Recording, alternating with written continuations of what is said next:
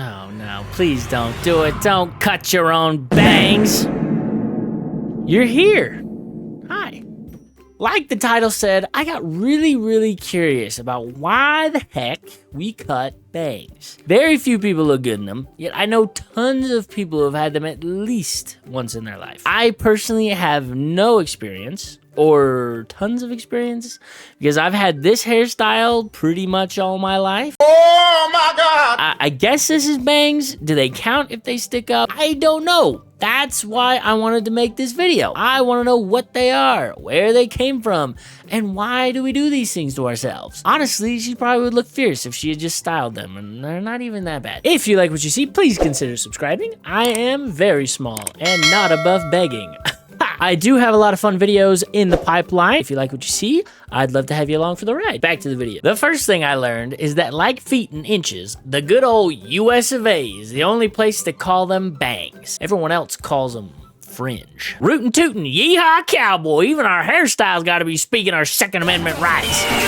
Pledge allegiance to the flag! Apparently, the original term was bang off, thus, which means to literally, like, butcher off your face, and came from the horse hairstyle bang tail, which was like a horse tail thing, and some person was like, yeah, I like that. Put that on my face. I don't know who's going around doing all this banging, but leave the horses alone, dude. Anyway, although the US is the ultimate trendsetter, and of course created all history and all things began here. And on the third day, God created the Remington bolt action rifle. Turns out, bangs, fringe, little bitties of hair on your forehead started since the dawn of humans, which makes sense, right? We gotta work, hair gets in your face, eventually someone's gonna have a breakdown, take a sharp rock, and start a revolution. Bangs have always been a sign of glamour, rebellion, and general statement making. I always thought Cleopatra was the first one to make this a thing, but apparently that was all Hollywood myth, as most things they make are. Turns out she wasn't even white either. Who would have thought? The first record of bangs was from a dude named Zuryab, some 9th century Renaissance man, or more commonly known, that guy from Genshin Impact. I think it was really the monks who perfected this hairstyle. Some early depictions of them show they really had a handle on this deal, especially this guy. He knew exactly what he was doing. Cutting bangs for the Lord. Really just defining a generation. Gentle man. Level 10 Rizzler. Is this the founder of Ohio? No, it is not. He is not the founder of Ohio. This guy did not believe in bangs. All business in the front. Out of business in the front. Help wanted sign on the front. Throughout history, bangs went back and forth. Either they were a devotion to God and the clergy, or they were a gateway to scandal for women. As pretty much any new fashion trend was, it was turning all the women into harlots. Is that a hoe? Is all you? Bangs? Harlots. Is that an ankle I see? Loose women. Pants? Where did I go wrong?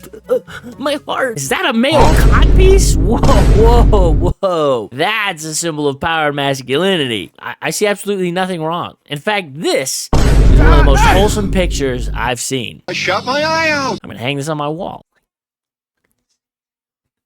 Generally, though, the statement stands true. You had people looking to make a statement, and you had hair on the front of your face. Put those two together, and you have a way of telling everyone that you mean business. Or you were a child. I'm just a baby. Who also just had bangs because practical? Or you were this? I'm just a baby. Teen girl?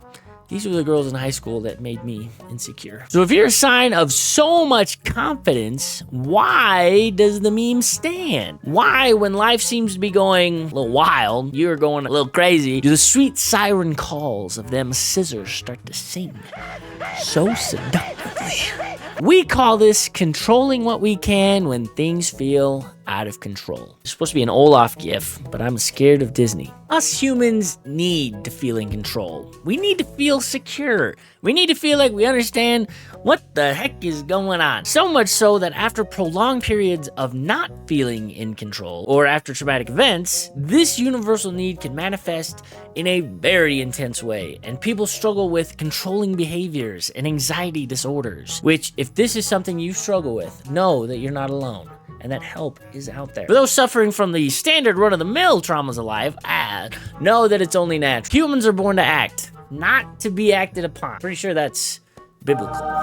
or something. Whatever the case, we are freedom-loving, decision-making dream chasers, masters of our own destiny. And oftentimes, lots of things are out of our control. We can feel helpless. We can feel like no matter what we do, life's gonna do us, and not in a nice way. There's a certain zen in accepting what can't be controlled. But we cope with that acceptance by focusing on what we can. We can't control that Stacy likes muscular, tan, athletic types. But we can control the comments we make online to strangers.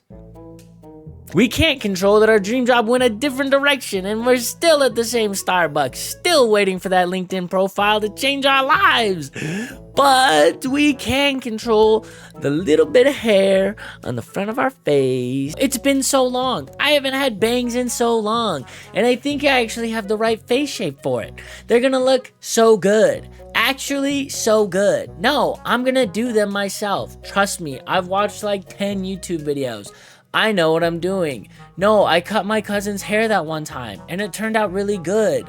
I know what I'm doing.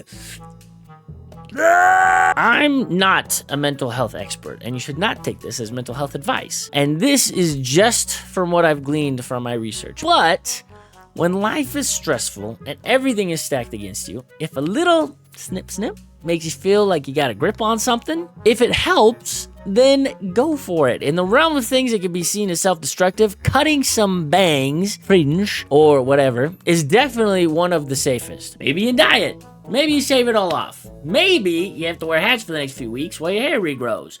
And you never were one, but now you're a hat guy. And all your friends start buying you hats. And when your family members travel, they buy you hats because they remind them of you. And it's part of your identity now. But you don't want it to be, but you're polite and you wear them. And it's a cycle. And here it is, and you have all these hats. But whatever. If it brings you some sanity, then what the heck? Do it! Time for me to go out with a bang. Well, he made the joke. He made the joke. I've been waiting all video. He made it. Yeah! If you like what you saw, subscribe. I'll be back with another one real soon. See you later. Derp, derp.